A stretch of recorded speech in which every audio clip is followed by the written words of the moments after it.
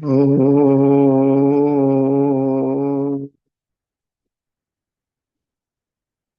विश्वानि देव सवितर्दुरितानि परासुव यद्भद्रं तन्न आसुव।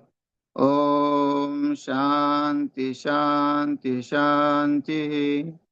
सच्चिदानन्दरूपाय विश्वोत्पत्त्यादिहेतवे तापत्रय विनाशाय श्रीकृष्णाय वयं नमः। श्री सद्गुरुदेव भगवान की जय। प्रस्तुत श्रीमद् भागवत महापुराण महात्म्य का वर्णन चल रहा है और श्लोक क्रमांक 49वां।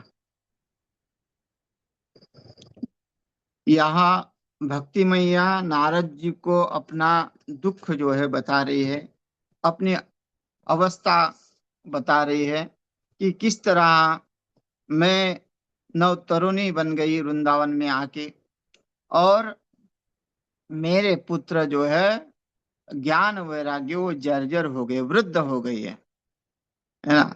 यहाँ भक्ति मैया ने उत्पन्न कहाँ हुई? द्रविड़ देश में उत्पन्न हुई, कर्नाटक में वृद्धि हुई और महाराष्ट्र में क्वचित क्वचित थोड़ा सम्मान मिला, और गुजरात में जिनताम गता, गुजरात में गई तो वृद्ध अवस्था को प्राप्त हुई। लेकिन जैसे ही वृंदावन में आई तो नव तरुणी बन गई है। और लेकिन भक्ति और ज्ञान और वैराग्य जैसे कि वैसे रहे। ज्ञान वैराग्य तरुण नहीं हुए, वृद्ध ही रहे, तो उसीलिए वो दुखी है। और नारद जी को फिर बता रही है कि अब किस तरह उसका उपाय होगा, आप बताइए। वृंदावन पुनः प्राप्य नवीन तरु स्वरूपिणी। मैं तो मेरा तो कल्याण हो गया वृंदावन में आके। तो वृंदावन में भक्ति अभी भी जागृत है, जहां देखो वहां जो है राधे राधे कहा जाता है। और लेकिन अब लोग जो है बाहरी वेश में ही रहे हैं। यह भागवत का या महात्म्य का कहने का तात्पर्य यही है कि भक्ति ज्ञान वैराग्य के सिवा बिना होती ही नहीं है। और जहाँ भक्ति तो तुमने जीवित रखा, खूब कीर्तन, खूब जो है नाच गान हो रहा है, परिक्रमाएं हो रही है, लोग जाते हैं और सुबह जाते हैं, शाम को परिक्रमा करते हैं और लौट के चले आते हैं। तो भले शरीर तप है, वो उससे तप है, आपका मन स्थिर थोड़ा रहेगा, आ, उसमें भी कोई दोष नहीं है। लेकिन आ, ये जो आत्म कल्याण की बात है ना, वो उससे जुड़ी हुई नहीं है। धीरे धीरे आपका तप बढ़ेगा, लेकिन ये तत्परता नहीं है। ये मतलब जितनी जल्दी, शीघ्रता से शीघ्र आत्म कल्याण के लिए दौड़ना चाहिए। विवेक चूड़ामणि ने कहा है कि थोड़ा भी, क्षण भर भी रुकना नहीं चाहिए, कहीं भी क्षण भर भी अपना मन बाहरी वस्तु में नहीं जाना चाहिए, ऐसा कहा है। तो ये जो वृंदावन में जाके परिक्रमा हो रही है, वो जो नहीं कर पाते, नहीं जाते, तो उनके लिए बहुत अच्छा है। लेकिन जो साधक है, साधकों ने जिन्होंने अपना जीवन वहां समर्पित कर रखा है, उनके लिए अध्ययन जरूरी है।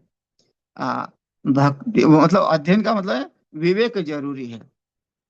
विवेक सहित भक्ति जरूरी है। और विवेक किससे आएगा? शास्त्रों के श्रवण से आएगा।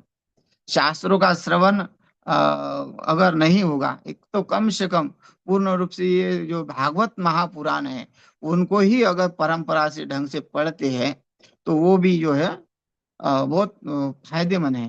क्योंकि इसमें भी सर्व उपनिषद का जो है वो सब उपनिषद आदि शास्त्रों का निचोड़ रखा गया है। लेकिन फिर भी इतना बोध न हो, लेकिन थोड़े संस्कार तो वेदांत के हो ही जाएंगे, हैं।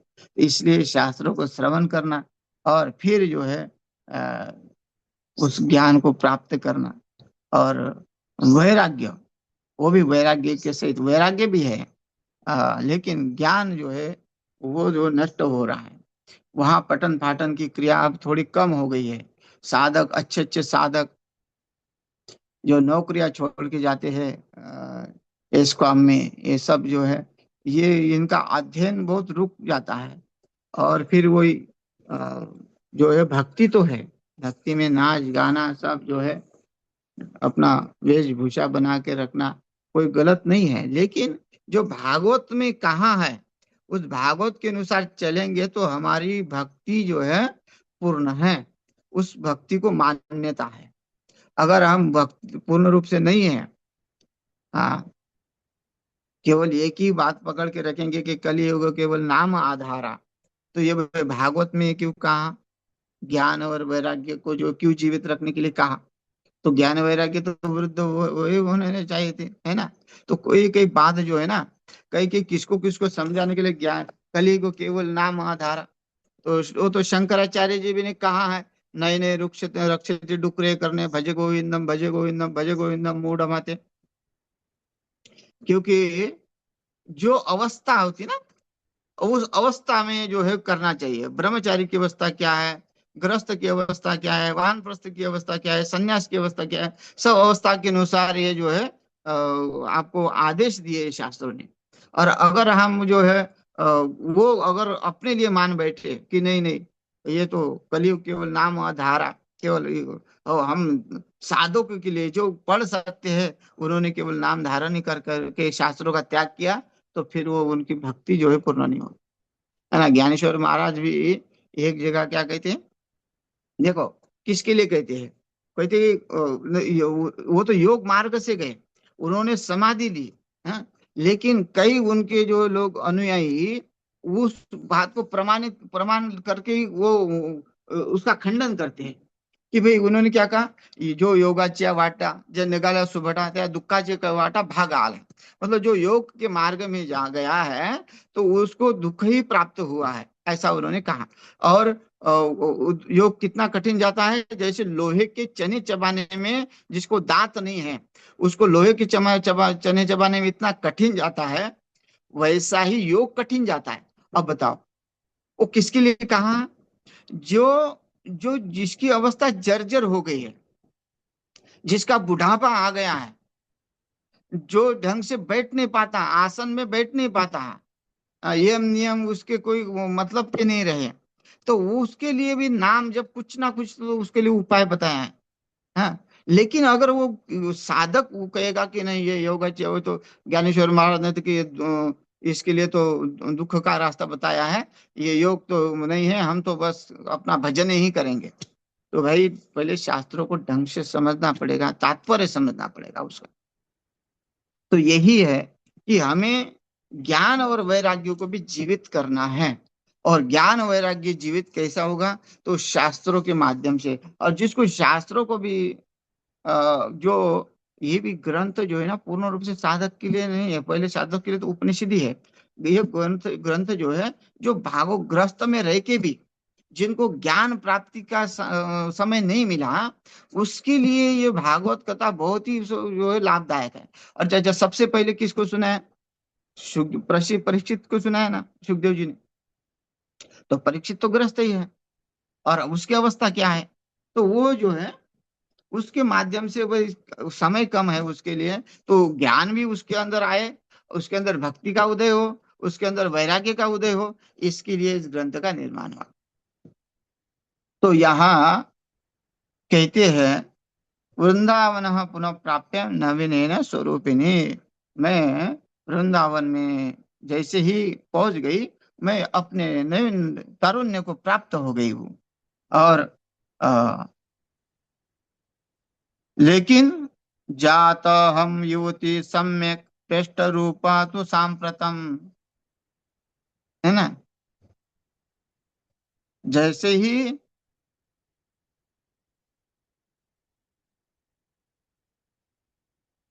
मैं तो युवती होगी, लेकिन पृष्ठ रूपा तो सांप्रतम। अ, कहते हैं, किंतु सामने पड़े हुए ये दोनों मेरे पुत्र थके मांदे जो है, आ, अब ये जो है, ये उठ नहीं रहे हैं। हाँ, इनका क्या किया जाए। इमो तू, इमो मतलब दो पुत्र। यहाँ यहाँ ज्ञान वैराग्य नाम नहीं लिया। या इमो तू सहिता वत्र। हाँ। सुतोते क्लिश्यत श्रमात्। यहाँ कहते हैं कि ज्ञान वैराग्य जो है, जो सोए हुए है, वो थके भारे हुए हैं, उनको चेतना नहीं है। तो इसका उपाय मैं क्या करूं। इसलिए तो मैं ये सोच रही हूँ, यहाँ तो ज्ञान वैराग्य की कोई जगह ही है नहीं। मैं इसलिए काम करती हूँ, मैं यहाँ से छोड़ के विदेश चली जाती हूँ। यहाँ ज्ञानी पुरुष का आदर है। देखो कितनी सूक्ष्म बात कही है। और वैसे भी विदेशों में जो है ना, ज्ञानियों की बड़ी कीमत है, जितनी भारत में नहीं आजकल। हाँ, जितने भी ज्ञानी ज्ञानी लोग हैं ना, सब विदेश भाग रहे हैं, क्योंकि उन लोगों को उनकी कीमत समझ में आती है। हाँ, इसलिए विद्वान लोग भी, जितने भी भारत के अच्छे अच्छे विद्वान, सब विदेश में जाके कथा करते हैं। और सबसे ज्यादा जितके जितके बड़े बड़े आश्रम है, सब विदेशियों के पैसे पे ही है। ज्यादा धन विदेशों से आता है। तो ये भक्ति मैया ने भी सोच लिया कि अगर हमको यहाँ मान सम्मान नहीं है, तो ज्ञान वैराग्य को जो है यहाँ जगह नहीं, तो मैं विदेश चली जाती हूँ। क्या कहती है। इमो तो शयितावत्र सुतो मे क्लिश्यतः श्रमात् इदं स्थानं परित्यज्य विदेशं गम्यते मया। तो मैं ये स्थान छोड़ के जो है परित्यज्य, परित्याग करूंगा इस स्थान का, और विदेश गमन करूंगी, विदेश में चली जाऊंगी। अब देखो वहां यहाँ विदेश का शब्द है ना, तो इसका अर्थ ये है कि भक्ति मैया को पता है कि विदेश में बोलबाला हो रहा है। देखो इसको हम सबसे ज्यादा जो है, वहाँ जो है हरे कृष्णा हरे राम वाले जो है सबसे ज्यादा विदेश में ही फैले हुए हैं। हाँ, अब स्वामी नारायण भी संप्रदाय खूब विदेश में फैला हुआ है। तो हर संप्रदाय जो है विदेश में फैला हुआ है। विदेशों में काफी मंदिर बने हुए हैं। तो ये कोई झूठी बात नहीं है। जिसने भी ये लिखा हुआ है, ये सब सोच समझ के कि भाई ये क्या हो रहा है। भारत में ज्ञानी लोगों की कीमत नहीं है, वैराग्य वालों की कीमत नहीं है। जो केवल आडंबर कर रहे हैं, उसी की कीमत है। इसलिए, क्योंकि भक्ति तो है, लेकिन ये उसका ज्ञान और विवेक और वैराग्य जो है वृद्ध है, मतलब वो थका मारा है, उतना उतना उसमें है नहीं। केवल अपनी शान मान जैसे ही चल रहा है। तो एक स्पष्ट लोग कहाँ बोलते हैं इतना।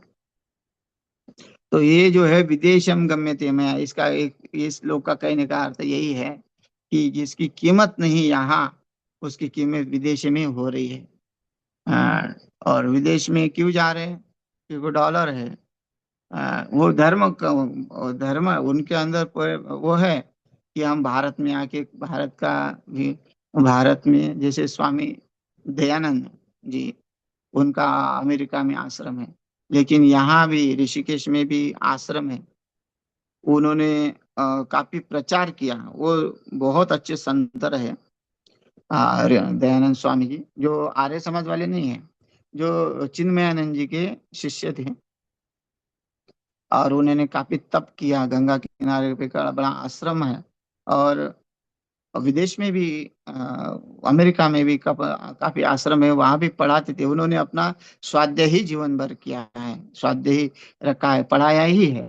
और उन्होंने धर्मार्थ इतना किया कि उनके जो हॉस्टल बनाए उन्होंने, कम से कम 300 हॉस्टल है, जो विद्यार्थी उनमें आप फ्री शिक्षा लेते हैं और इंग्लिश मीडियम माध्यम से पढ़ते हैं।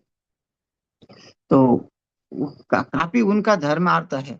यहाँ हॉस्पिटल है, और भोजन भी कई कई साधकों को भोजन देते हैं, और हर साल मतलब अ, हर समय जो है वो कोर्स लेते रहते हैं। और कोर्स में उनके समय में, अभी नहीं पता, उनके समय में कोर्स में कोई फीस नहीं थी, कुछ नहीं था, सब खाना पीना रहना सब था। और कोई भी आओ, गृहस्थ आओ साधक आओ, कोई भी, उनको प्रवेश था।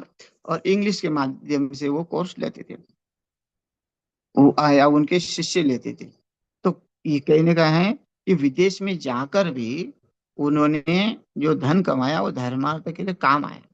तो यहाँ यही है कि विदेश में जाना कोई गलत बात नहीं है, लेकिन जब विदेश में ही भक्ति चली जाएगी तो यहाँ के लोगों को वो तो ज्ञान और वैराग्य के साथ चली जाएगी वहाँ। अगर यहाँ बुढ़े हो गए तो वहीं चली जाएगी, फिर यहाँ के लोगों को क्या ज्ञान प्राप्त होगा? जो पहले यहाँ भारत का, जो भारत को सोने की चिड़िया कहते थे, क्यों कहते थे सोने की चिड़िया?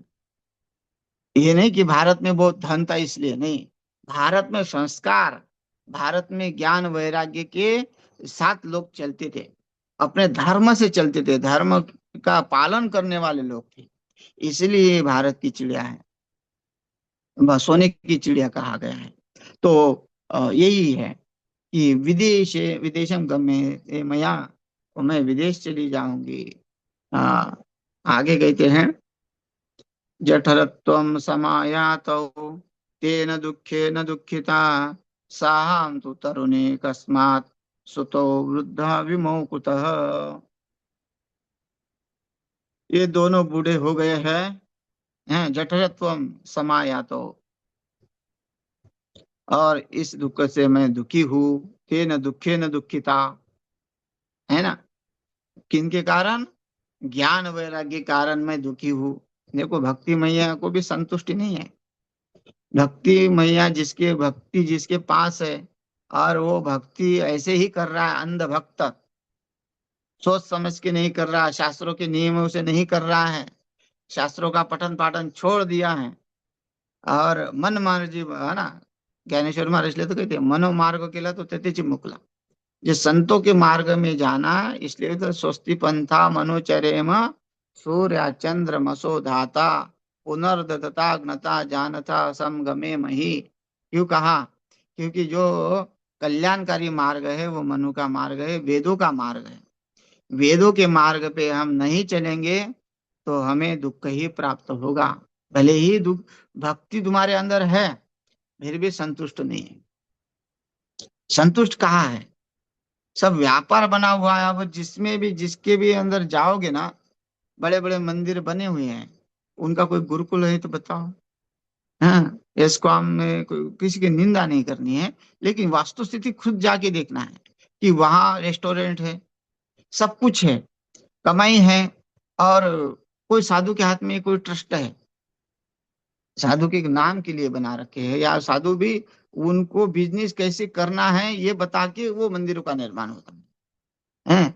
और शिक्षा पठन पाठन गुरुकुल पद्धति कोई होगा या क्वचित होगा, लेकिन पूर्ण नहीं है। लेकिन जहां देखो वहां जो है ना, उसके साथ, मंदिर के साथ रेस्टोरेंट जरूर होगा, लॉजिंग जरूर होगी, जहां जहां कमाई होगी वही वही मंदिर होगी।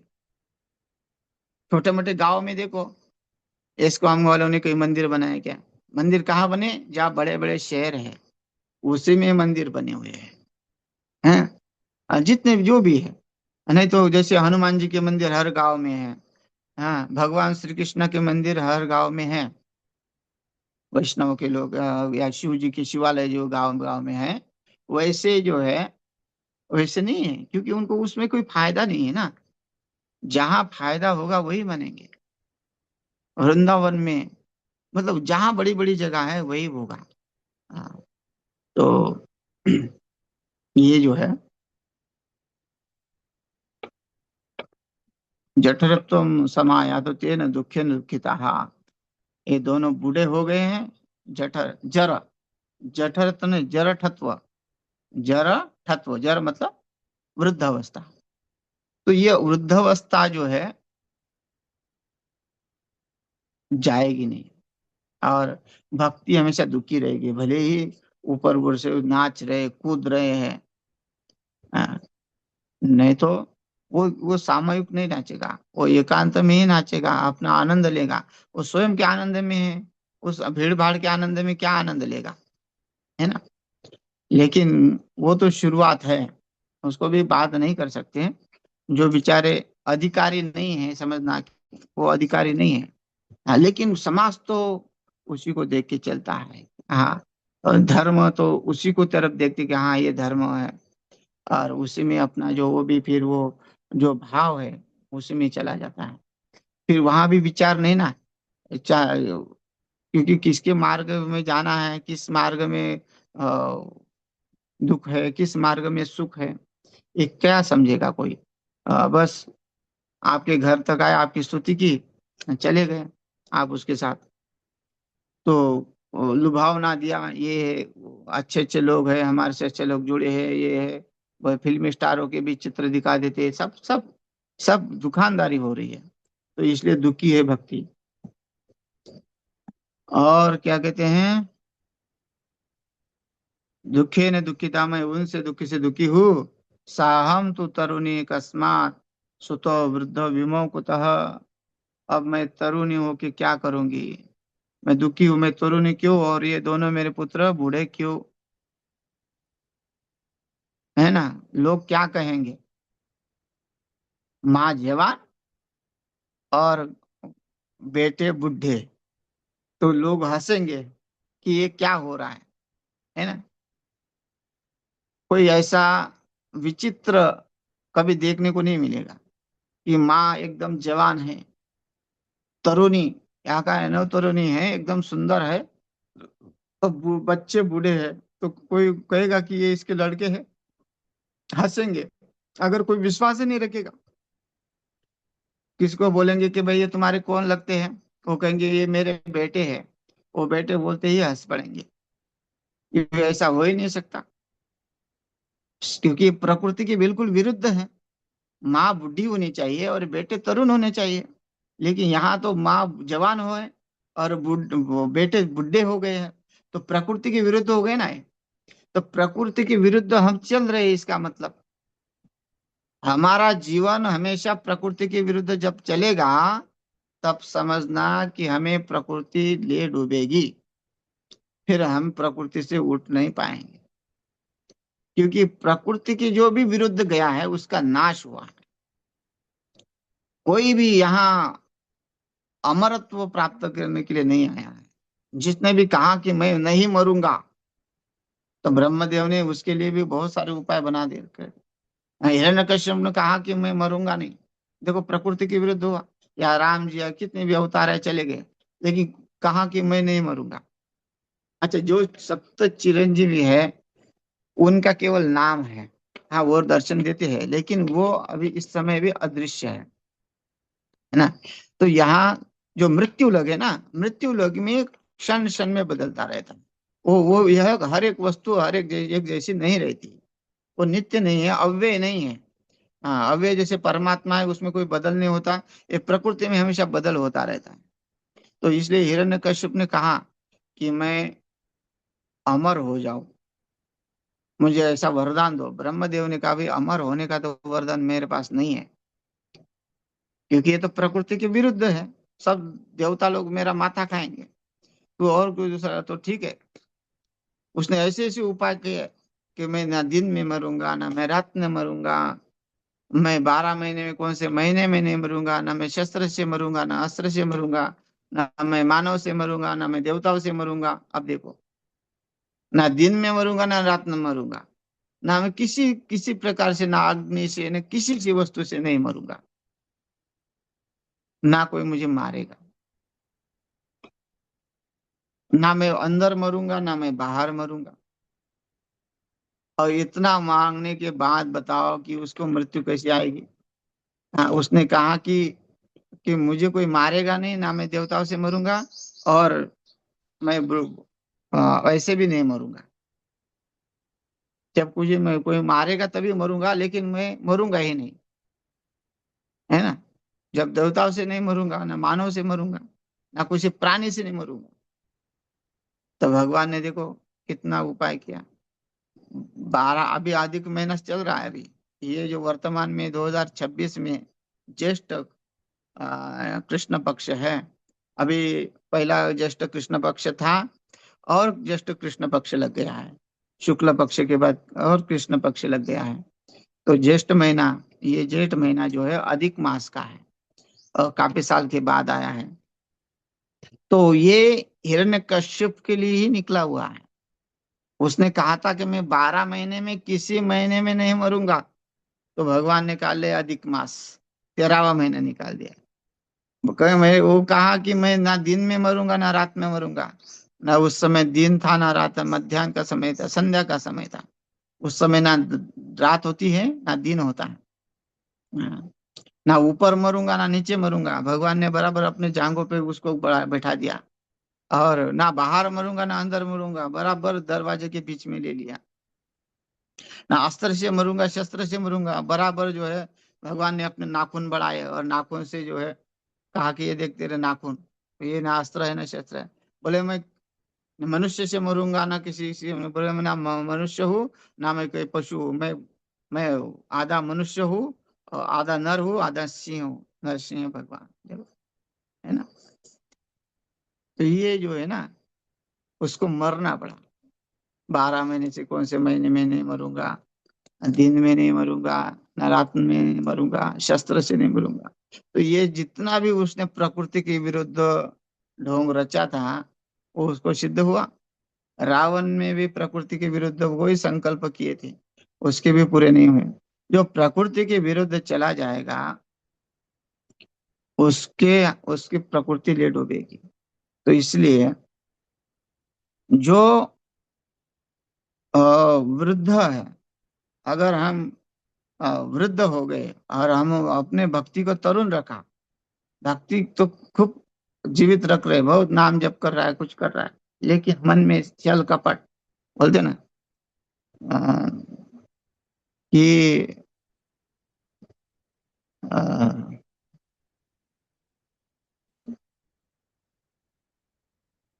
जो मन में हो छल, क्या करेगा, एक लोटा, एक लोटा जल, ऐसा कहते हैं कि अगर मन में छल हो तो तुम्हारा एक लोटा जल शिव जी के ऊपर चढ़ेगा, वो क्या होगा, उसका कुछ नहीं होगा।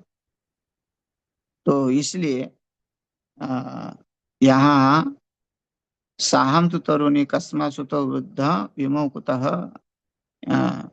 ये जो वृद्ध है, मेरे पुत्र, और मैं तरुणी हूँ, अच्छा नहीं लग रहा है। इसलिए यहाँ रहना अच्छा नहीं लग रहा है मुझे, क्योंकि यहाँ के लोग वैसे ही निंदा करने में माहिर है। भारत के लोग निंदा करने में, चुगली करने में माहिर है, एक दूसरे के टांग खींचने में माहिर है। कोई आगे जाता है तो उसको पीछे कैसे लाना है उनको पता है। तो इसलिए कहते हैं मैं विदेश चली जाऊंगी, क्योंकि यहाँ मुझे मुझे मेरी निंदा हो जाएगी कि भाई ये जो रह रहे वो अपने व्यभिचारी कहेंगे मुझे, क्योंकि जो पुत्र है वो वृद्ध है और माता जवान है, और जो उनके साथ रह रही है, तो वो क्या कहेंगे। इसलिए विदेश भी जा सकती हूँ, और ये अच्छा नहीं लग रहा है। इसलिए हम तीनों साथ साथ रहने वाले हैं, फिर यह विपरीत क्यों, ऐसा क्यों, नारद जी को पूछ रही है।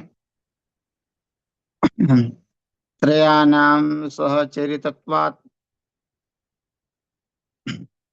वैपरीत्यम कुतः स्थितम् घटते जरठा माता तरुणो तनयाविति। हम तीनों भी एक साथ रहे, त्रयाणाम सहचरित्वात्, जब हम तीनों साथ में रहने वाले हैं, तो अब अलग अलग कैसे हो गए। क्योंकि ज्ञान वैराग्य और भक्ति, विवेक वैराग्य और भक्ति तीनों एक साथ ही रहेगी जहाँ रहेगी।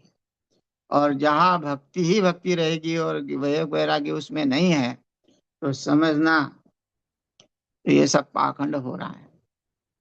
इसलिए भक्ति मैया कहती है कि हम तीनों तो बिल्कुल जैसे मनुष्य की परछाई मनुष्य से अलग नहीं हो सकती है, वैसे ही भक्ति जिसके पास है उसके पास विवेक वैराग्य होना ही चाहिए। अगर विवेक वैराग्य नहीं है तो फिर जो है वो भक्ति वाला नहीं है। अभी भक्ति कर रहा है, हम्म, और उसको पूछो कि हमारा कल्याण कैसा होगा, वो भी बोलता तुम भी भजन करो। ये कोई बात थोड़ी हुई। भजन करने के लिए कौन कृष्णा कुछ किसको पूछना पड़ता है, वो तो हमको भी पता है भजन करेंगे। लेकिन भाई जीवन की बातें जो है, जो प्रश्न उत्पन्न होते हैं, किसी कोई तार्किक है उसके जीवन में, भाई भजन से क्या होगा, हमारा तो मन नहीं लगता भजन में, तो उसमें प्रश्नों का जो है समाधान होने चाहिए, उसके प्रमाण भी होने चाहिए। वही तर्क संगत होनी चाहिए कि हम आप कर रहे तो आप अंधभक्त हो गए तो हम भी कैसे अंधभक्त होंगे। प्रश्न करने वाला अगर तार्किक है और उसकी जिज्ञासा है कि सृष्टि के बारे में जानने की इच्छा है, पहले वो जानेगा तभी तो उसको मानेगा। परमात्मा क्या है, भाई क्यों कर रहे हैं आप भक्ति, उस परमात्मा की भक्ति क्यों कर रहे हैं, ऐसी क्या विशेषता है उसमें, वो किस तरह का है, उसने क्या किया है, हम उसकी भक्ति करें। तो उसकी जो बारे में के बाद जानकारी अगर होती है कि भगवत शास्त्र, और उसकी जानकारी कहाँ है, वो किस तरह है, कैसा दिखता है, वो किस में है, ये शास्त्रों में है। वो कहाँ रहता है, वो ईशावास्यम इदम सर्व। अगर यही पता नहीं है तो तुम भक्ति करो, तुम जप करो, ये सब झमेला छोड़ दो। हाँ, कुछ नहीं पड़ा इसमें, अगर ऐसा अगर बोलेंगे तो उसका समाधान नहीं होगा। हाँ, तो ये इसलिए ज्ञान वैराग्य ये सब साथ में रहने वाले हैं। हाँ, और घटते जरठा माता तरुण तयन तनया विति, आ, ये फिर ये विपरीत क्यों, ये होना तो ये चाहिए कि माता बूढ़ी हो और पुत्र तरुण हो, ऐसा होना चाहिए। लेकिन सब ये उल्टा हो गया।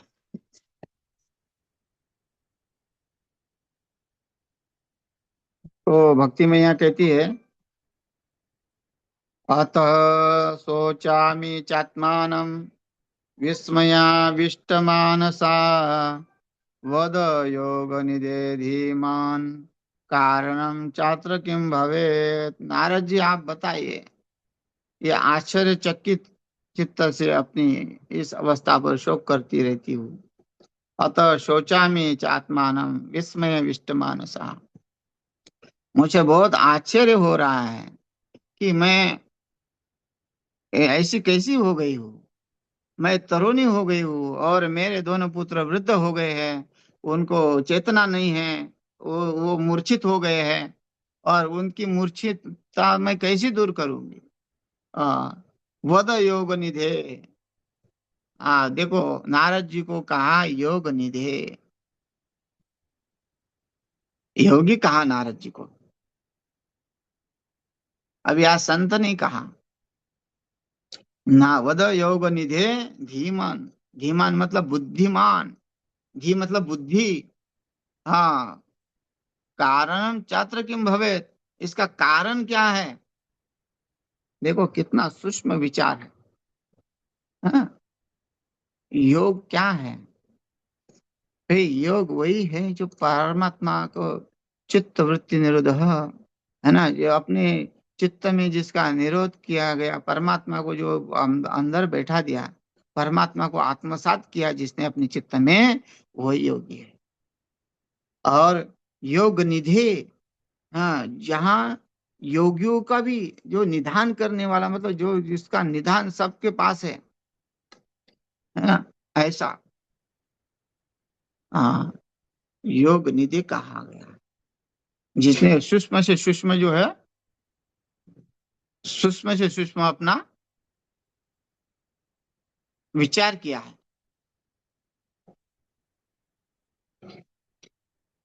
ऐसा।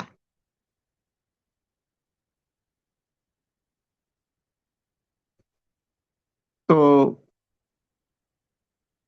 अत शोचामि चात्मानं विस्मयाविष्ट मानसः वद योग निधि धीमान कारणम चात्र किम भवे। तो आप जो है मुझे ये बताइए कि ये कारण क्या है। तो आज के दिन इतना ही शेष कर देते हैं। हरिओम।